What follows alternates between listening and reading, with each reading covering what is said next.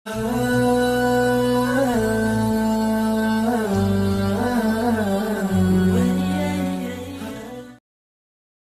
و نصلی علی رسولہ الکریم۔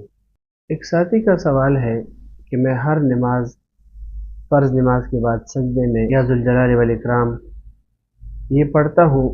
بعض لوگ کہتے ہیں کہ فجر اور عصر کے بعد سجدہ جائز نہیں ہے، تو کیا ان کی بات درست ہے؟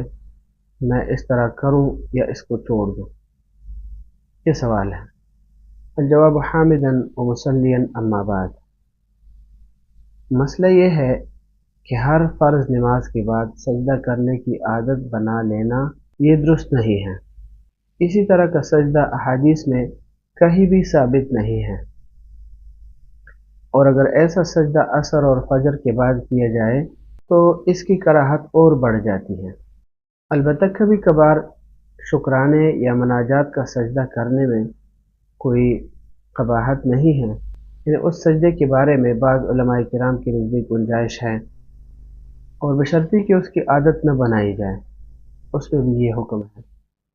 اور عصر اور فجر کے بعد بالکل نہ کیا جائے، لہذا پوچھی گئی صورت میں اس طرح ہر فرض نماز کے بعد سجدہ کرنے کی عادت کو ختم کرنا چاہیے، اور اس کے بجائے دعا اور مناجات کے لیے مسنون طریقہ اختیار کریں، جیسے کہ شامی کے اندر لکھا ہے جلد نمبر 1 صفحہ نمبر 371 میں قولہ لا شکر کنیہ کا حوالہ دیا ہے، ھذا مذکور فی غیر محلہ، والمناسب ذکرہ عقیب قولہ اللاتی وسجدۃ تلاوۃ، لأن عبارۃ الکنیۃ یکرہ ان یسجد شکرا بعد الصلاۃ فی الوقت الذی یکرہ فیہ النفل ولا یکرہ فی غیرہ۔ تو اسی طرح شامی کا دوسرا حوالہ ہے جلد نمبر 2 صفحہ نمبر 120 پہ،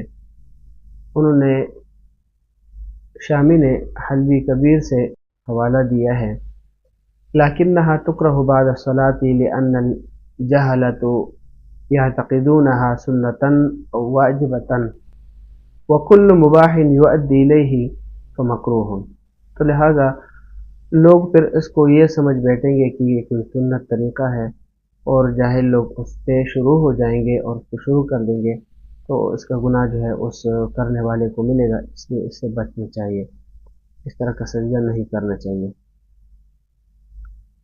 اسی طرح شامی نے قدوری کا بھی حوالہ دیا ہے، اور شامی کا تیسرا حوالہ جلد نمبر 1 صفحہ نمبر 374 میں، اس میں بھی حلوی کبیر کا حوالہ دیا ہے، اس میں بھی یہی تفصیل موجود ہے۔